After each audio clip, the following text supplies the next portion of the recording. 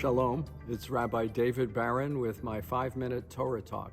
It might be 6 minutes, maybe 7, but it's in that neighborhood. First of all, I want to say shalom to everyone, good health, long life, and peace, and wishing each and every one of you and your families and loved ones a happy and healthy Thanksgiving holiday. It's a great holiday for us to celebrate the gifts of America that we all enjoy, and also to take a moment to remember those who sacrificed to make America great, the men and women of our armed forces who protected our freedoms, our precious freedoms.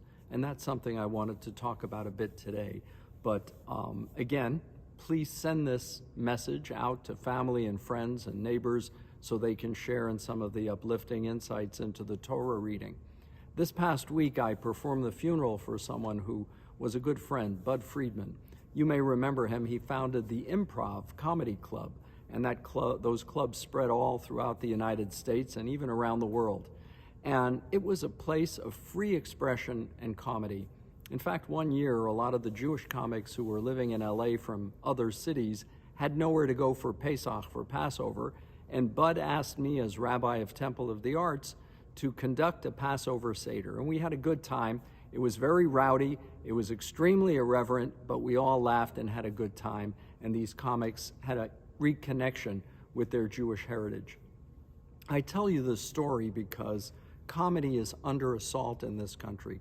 Do you remember shows like All in the Family and Archie Bunker's humor that we all laughed at and with Archie Bunker, who was the prototypical bigot?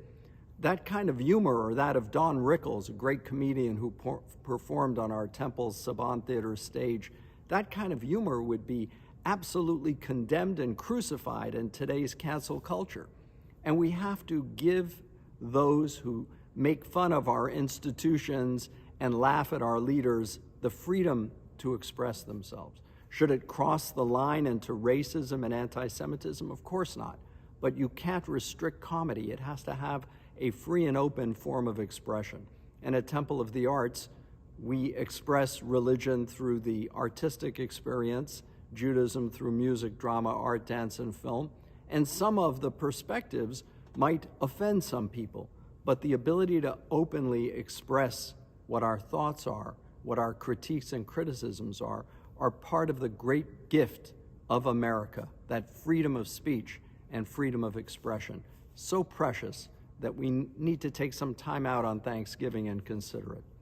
This week's Torah portion deals with a different kind of subject, the subject of historical conflict.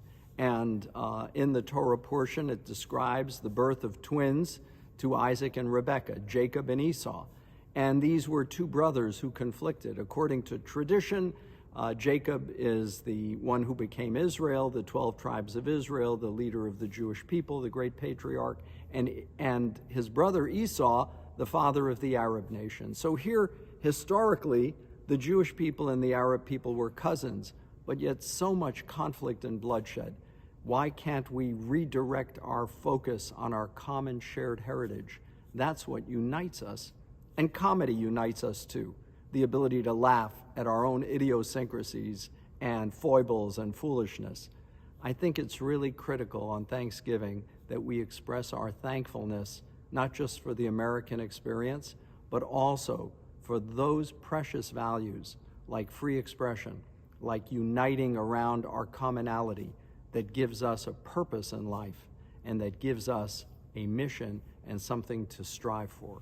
I hope we can take that message to heart on this coming Shabbat during the weekend holiday of Thanksgiving, and that you enjoy your celebrations in fun, in safety, with laughter and celebration. Shabbat Shalom.